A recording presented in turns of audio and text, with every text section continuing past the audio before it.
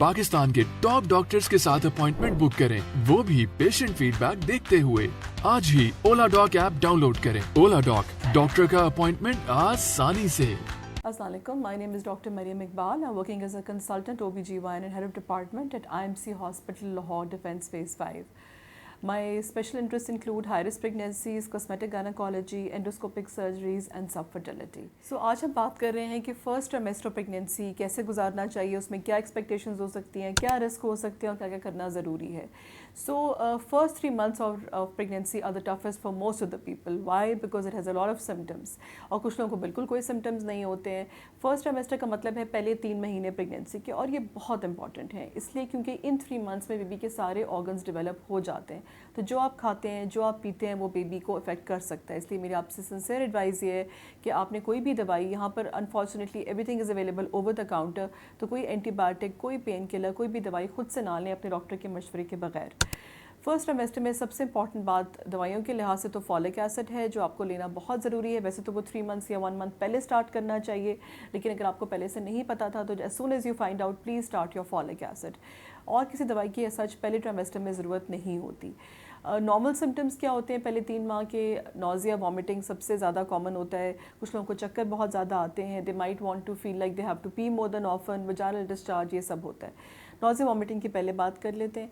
सो ये भी हर एक में वेरी करता है, ऐसा बिल्कुल भी नहीं है। Because I see a lot of high risk patients जो IVF और टेस्ट बेबीज़ वाले पेशेंट्स हैं, तो वो आके मेरे कमरे के बाहर doctor Mariam heart beat check करते हैं। मैं कहती हूँ आप कल तो आए थे, अभी क्या हो गया? तो वो कहते हैं हमारी नोज़िया ख़त्म हो गया, कहीं बेबी को तो नहीं कुछ हो गया। वो रिलेट करते हैं नोज़िया को with the outcome of their pregnancy, which is not true. ये हर एक में वेरी करता है, हर प्रेगनेंसी में भी वेरी करता है। कुछ को बिल्कुल नहीं होता, कुछ को बहुत ज़्यादा होता है। 90% में थोड़ा बहुत नोज़िया तो होता है, और उसकी वजह प्रेगनेंसी के हार्मोन्स होते हैं। तो उसमें कोई परेशान होने की बात नहीं है, अनलेस वो इतना ज़्यादा नोज़िया कि आप बिल्कुल कुछ नहीं खा पा रहे और दिन में 7 to 8 वॉमिट्स कर रहे हो और आपका वेट कम हो रहा है और डिहाइड्रेशन हो रही है। अब उसका तरीका क्या है?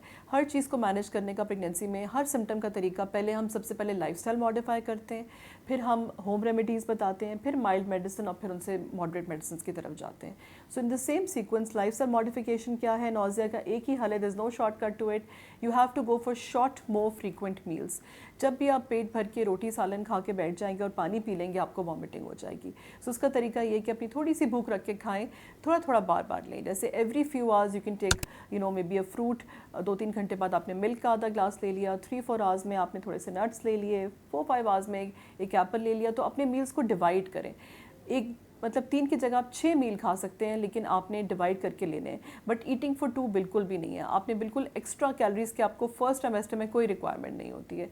और स्पेशली अगर आपका स्टार्टिंग वेट ही बहुत ज़्यादा है तो आपको बहुत ज़्यादा नहीं खाना फर्स्ट ट्राइमेस्टर में।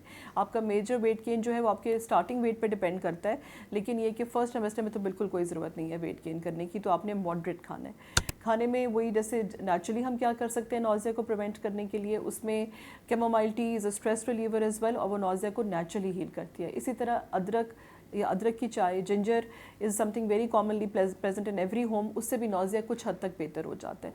उसके अलावा ऑब्वियसली फिर अगर इनसे बात नहीं बन रही तो आप मेडिकेशन की तरफ जा सकते हैं, जिसमें बहुत माइल्ड मेडिसिन से आप स्टार्ट करते हैं। अगर उससे फ़र्क ना पड़ रहा हो तो उससे तेज़ दवाई दी जाती है, बट दवाइयों से ये मैनेजेबल है। इसमें सिर्फ यही है कि एक तो उससे घबराने की ज़रूरत नहीं कि क्यों हो रहा है, it's a very normal thing. Yes, it needs to be treated अगर बहुत ज़्यादा हो जाए, बिकॉज फिर वेट लॉस और डिहाइड्रेशन होती है।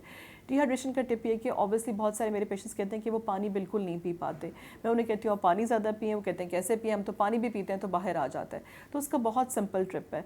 आप एक बेबीज़ की जो बॉटल्स होती है, इस पर कार्टून्स बने होते हैं और स्ट्रॉ लगा होता है, वो आप किसी बेबी की बोरो कर लें या अपनी ले लें, give it your baby later on. उसका फ़ायदा ये होता है कि जब आप पानी को देखते नहीं है तो आपकी बॉडी रिफ्लेक्सली प्यूक नहीं करती है। So if you don't look at water, your mind will not read कि अब पानी आ रहा है, तो फिर वो रिफ्लेक्स नहीं आती है। दूसरा, जब आप सिप ऑफ वाटर लेंगे आप कभी वॉमिट नहीं करेंगे। जब आप ग्लास पी लेंगे पानी का तो वॉमिटिंग आएगी।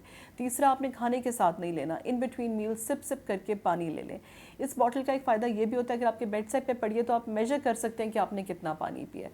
अगर उसमें फ़र्ज़ करें कि 4 ग्लास आते हैं तो आपको पता है मैंने ये 2 बॉटल्स दिन की ख़त्म करनी है, तो आपका वाटर क्वान्टिफाई भी हो जाएगा, आपको उसको देख के नोज़िया भी नहीं होगा और सिप करने से वॉमिटिंग भी नहीं होगी। So that is one tip I can offer.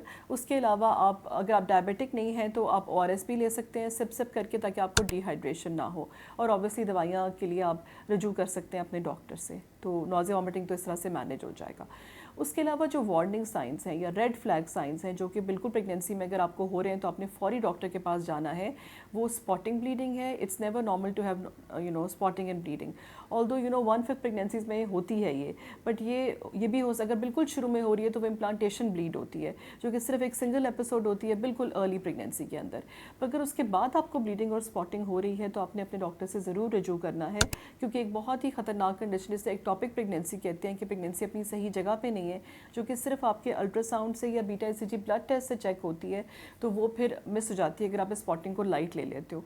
तो अगर आपको सिवियर पेन है या चक्कर आ रहे हैं, चक्कर आना तो खैर नॉर्मल भी है प्रेगनेंसी में, लेकिन अगर बहुत ज़्यादा ब्लड प्रेशर फॉल कर रहा है या सिवियर एब्डोमिनल पेन है और साथ स्पॉटिंग है, फिर आपने it's an emergency, then you have to go to your doctor ताकि वो एक्टोपिक प्रेगनेंसी जो कि सही जगह पे प्रेगनेंसी नहीं होती यूट्रस के बाहर, वो पिक कर सके.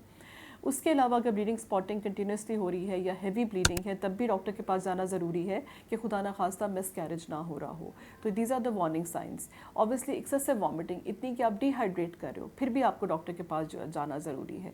या आपको लग रहा है कि यूरिन करते हुए आपको जलन हो रही है या पेन हो रही है बहुत यूरिन करते हुए, तो UTI is very common in pregnancy, जो यूरिन का इन्फेक्शन होता है, तो उस वक्त में भी डॉक्टर के पास जाना बहुत ज़रूरी है. वजाइनल डिस्चार्ज, वैसे थोड़ा बहुत तो डिस्चार्ज नॉर्मल हो जाता है, प्रेगनेंसी में बढ़ जाता है, बट वो क्लियर होता है. अगर वो स्मेली है, इची है, खारिश हो रही है या आपको पैड रखना पड़ रहा है, इतनी ज़्यादा डिस्चार्ज है, तो फिर आप डॉक्टर के पास ज़रूर जाना है, क्योंकि इसको ट्रीट करना इंपॉर्टेंट है. बिकॉज एक कंडीशन होती है रेसिपिएंट वेजिनोसिस है जो कि वक्त से पहले डिलीवरी को भी कॉज कर सकती है. उसके अलावा टेस्ट आपके कुछ करने बहुत ज़रूरी होते हैं फर्स्ट ट्राइमेस्टर में. एक तो फर्स्ट स्कैन, जिसमें ये लोकेट हो जाए कि प्रेगनेंसी अपनी सही जगह पे है. आपका ब्लड ग्रुप अगर पहले से आपको नहीं पता, CBC जो ब्लड टेस्ट होता है जिसमें आपका अगर खुदा ना खास्ता खून की कमी है तो वो वक्ती डायग्नोज हो जाए ताकि उसे मैनेज किया जा सके. उसके अलावा शुगर का टेस्ट, कि अगर शुगर पहले से है तो वो पता लगना बहुत ज़रूरी है.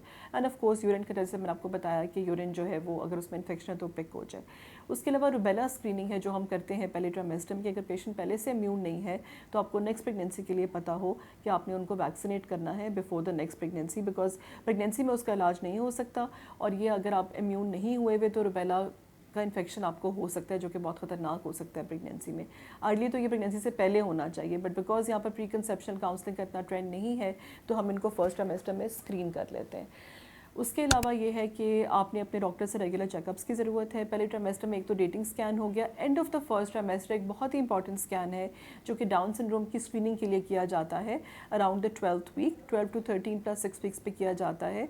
एक सिंपल अल्ट्रासाउंड से आप डाउन सिंड्रोम का रिस्क काफ़ी हद तक कैलकुलेट कर लेते हैं, तो वो भी भूलिएगा नहीं कि आपने फर्स्ट ट्राइमेस्टर के एंड पे वो भी करवाना है. उसके अलावा first trimester can be very difficult for some people. वो बहुत लेथार्जिक, फटीग्ड फील करते हैं, नींद बहुत आती है, नौजिया बहुत होता है. लेकिन ये सब जो है आफ्टर द 9 वीक पे नौजिया पीक करता है, शुरू 6 वीक्स के अराउंड होता है, और फिर जब तक फर्स्ट ट्राइमेस्टर एंड होता है मेजॉरिटी पेशेंट्स में वो खुद ही सबसाइड हो जाता है. बहुत कम माइनॉरिटी में वो कंटिन्यू भी करता है, फिर उसके लिए दवाइयाँ कंटिन्यू की जा सकती हैं. I hope this helps you last your first trimester in a safe and less painful way. Thank you. Pakistan के टॉप डॉक्टर्स के साथ अपॉइंटमेंट बुक करें, वो भी पेशेंट फीडबैक देखते हुए.